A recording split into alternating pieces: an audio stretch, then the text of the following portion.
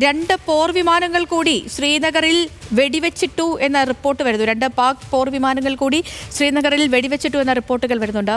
ശ്രീജിത്ത്, ഈ നിമിഷം വരെയും നമ്മൾ പരിമിതപ്പെട്ട ആക്രമണമാണ് പാകിസ്ഥാനെതിരെ നടത്തിക്കൊണ്ടിരിക്കുന്നത് എന്നാണ് സൈന്യത്തിൽ നിന്നും ഈ നിമിഷം വരെ വരുന്ന റിപ്പോർട്ടുകൾ. അതൊരു പൂർണ്ണ സൈനിക നടപടിയിലേക്ക് പോകുമോ എന്നുള്ള ഒരു ചോദ്യമാണ് ഈ ഘട്ടത്തിൽ നിലനിൽക്കുന്നത്. അതിന് നമ്മൾ കുറച്ചുകൂടി കാത്തിരിക്കേണ്ടതായും വരും.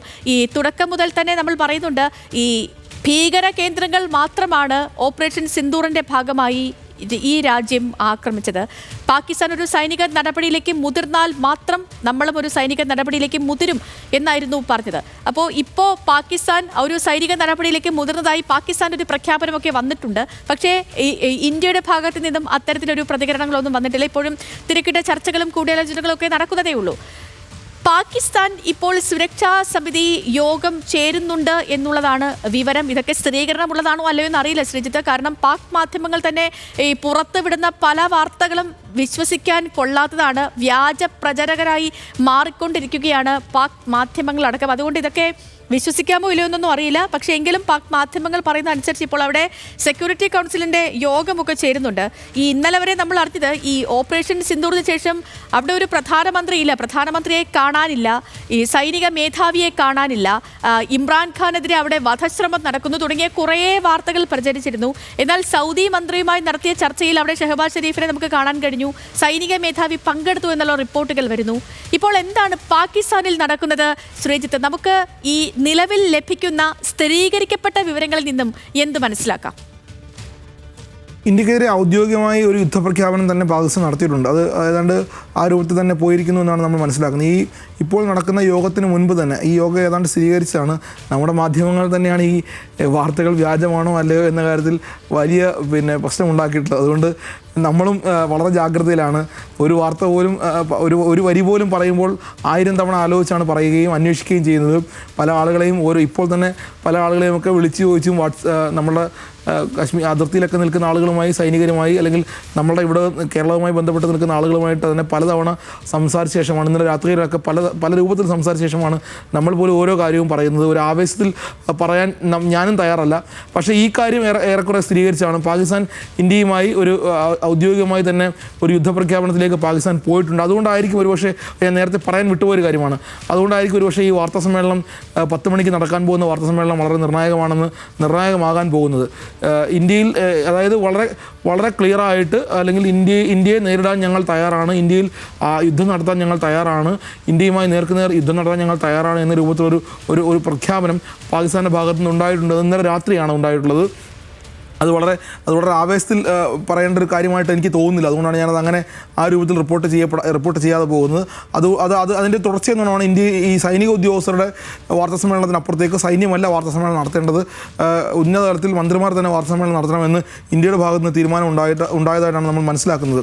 പാകിസ്ഥാൻ എന്തായാലും അതുകൊണ്ട് തന്നെയാണ് ഇപ്പോൾ 2 പോർ വിമാനങ്ങൾ, സേതു തന്നെ പറഞ്ഞതാണ്, 2 പോർ വിമാനങ്ങളാണ്. അതായത് ഞാൻ നേരത്തെ സൂചിപ്പിച്ച് വന്ന പോലെ ആദ്യം പാകിസ്ഥാൻ അതിർത്തി കടന്ന് അല്ലെങ്കിൽ വെടിനിർത്തൽ കരാർ ലംഘിക്കുന്നു. ഏപ്രിൽ 22-ന് ശേഷം, തിരിച്ചടിക്ക് ശേഷം ഒരു ഏതാണ്ട് 34ഓളം തവണയാണ് വെടിനിർത്തൽ കരാർ ലംഘിച്ചിട്ടുള്ളത്.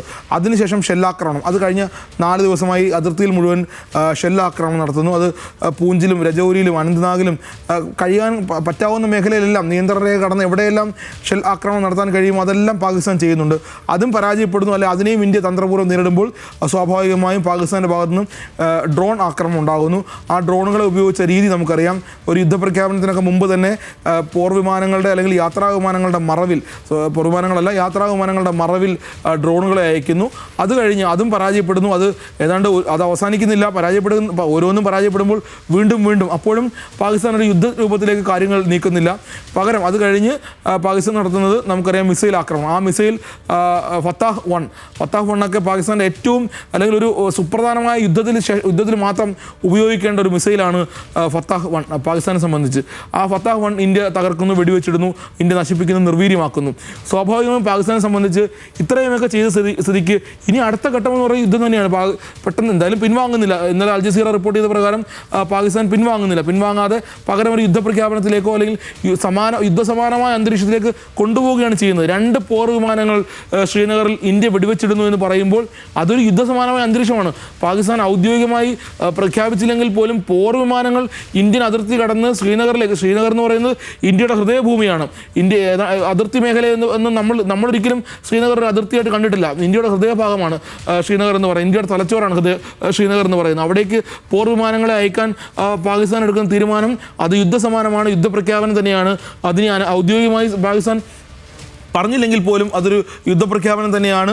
ആ പോർ വിമാനങ്ങളെ 2 ഇന്ത്യൻ സൈന്യം വെടിവെച്ചിരുന്നു. പറയുന്ന മറ്റൊരു കാര്യം ശ്രീജിത്ത്, റാവൽപിണ്ടിക്കടുത്തുള്ള നൂർജഹാൻ എയർബേസ്, മറ്റ് 2 എയർബേസുകളിലും ലാഹോറിലും വ്യോമ താവളങ്ങൾ ഇന്ത്യ ആക്രമിച്ചു എന്നാണ് സൈന്യത്തിന്റെ സ്ഥിരീകരണം, പാക് സൈന്യത്തിന്റെ. തീർച്ചയായും നമ്മൾ നേരത്തെ പറഞ്ഞിരുന്നു സേതു. അതായത് അത് ഔദ്യോഗികമായി സ്ഥിരീകരിച്ചിട്ടില്ല എന്നുള്ളത് മാത്രമാണ്. എയർബേസ് ആണ് ഞാൻ നേരത്തെ സൂചിപ്പിച്ചത്. പാകിസ്ഥാൻ്റെ VIP-കളും VVIP-കളും ഉപയോഗിക്കുന്ന എയർബേസ്.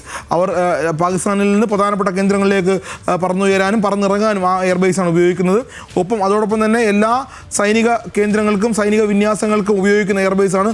പാകിസ്ഥാൻ്റെ ഏറ്റവും തന്ത്രപ്രധാനമായ എയർബേസാണ് നൂർഖാൻ എന്ന് പറയുന്നത്. അത് അവിടെ ഔദ്യോഗികമായി ഇന്ത്യ ആക്രമണം നടത്തിയതായി പാകിസ്ഥാൻ സ്ഥിരീകരിക്കുന്നില്ല. എന്നാൽ പോലും സ്ഫോടനം ഉണ്ടായതായിട്ടാണ് പാകിസ്ഥാൻ പറയുന്നത്. അത് ഇന്ത്യയുടെ ഒരു തിരിച്ചടി മാത്രമാണ്. അത് ഞാൻ നേരത്തെ പറഞ്ഞിരുന്നു. അതായത് പാകിസ്ഥാൻ എവിടെ നിന്നാണോ ഇന്ത്യയിലേക്ക് വ്യോമാക്രമണത്തിന് മുതിരുന്നത് അല്ലെങ്കിൽ ഇന്ത്യയുടെ വ്യോമ പ്രതിരോധ സംവിധാനത്തെ പാകിസ്ഥാൻ പരീക്ഷിക്കുന്നത് എവിടെ നിന്നാണോ അവിടേക്കെല്ലാം ഇന്ത്യയുടെ ഭാഗത്ത് നിന്ന് തിരിച്ചടി ഉണ്ടായിട്ടുണ്ട്.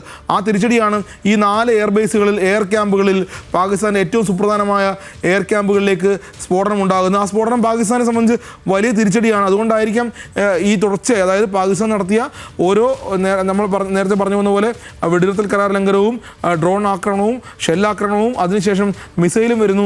ഇതെല്ലാം തൊടുത്തുവിടുന്നത് ഒന്നുകിൽ ഭീകര കേന്ദ്രങ്ങളിൽ നിന്ന് അല്ലെങ്കിൽ ഈ പറയുന്ന പ്രധാനപ്പെട്ട എയർബേസുകളിൽ നിന്ന്, എയർ ക്യാമ്പുകളിൽ നിന്ന്. അവിടെ നിന്നാണ് ഇനി പാകിസ്ഥാൻ്റെ ഈ വ്യോമാക്രമണത്തിലേക്കാണ് പാകിസ്ഥാൻ പോകുന്നതെങ്കിൽ അതിനെ മുളയിലേ നുള്ളാൻ ഇന്ത്യക്ക് കഴിഞ്ഞു എന്നുള്ളതാണ്. അതായത് അവിടെ നിന്ന് ഇനി ഒരു ആക്രമണത്തിന് പാകിസ്ഥാൻ തയ്യാറാകരുത്. ഒരു പോർ വിമാനം പോലും അവിടെ നിന്ന് പറന്നുയരരുത് അല്ലെങ്കിൽ പറന്ന് പൊങ്ങരുത്. അതിനുള്ള ഒരു സാമ്പിൾ മാത്രമാണ് ഇന്ത്യ നൽകിയിട്ടുള്ളത്. സ്ഫോടനമാണ്. ആ സ്ഫോടനമാണെങ്കിൽ പോലും ഒരു സാധാരണ ഒരു എയർബേസിൽ സ്ഫോടനം ഉണ്ടായാൽ പിന്നീട് അത് ഉപയോഗിക്കാൻ കഴിയില്ല, അത് ഓപ്പറേറ്റ് ചെയ്യാൻ കഴിയുന്ന ഒരു അവസ്ഥയിലേക്ക് ആവില്ല. അതിൻ്റെ ആ രൂപത്തിൽ ചെറിയ സാമ്പിളാണ് ഇന്ത്യ നൽകിയിട്ടുള്ളത്. 3 പ്രധാനപ്പെട്ട എയർബേസുകളാണ് സ്ഫോടനം ഉണ്ടായിട്ടുള്ളത്. അത് പാകിസ്ഥാൻ ഇന്ത്യയുടെ ആക്രമണമാണെന്ന് സ്ഥിരീകരിച്ചില്ലെങ്കിൽ പോലും അവിടെ സ്ഫോടനമാണ് നടന്നിട്ടുള്ളതെന്ന് രാവിലെ പറഞ്ഞിട്ടുണ്ട്.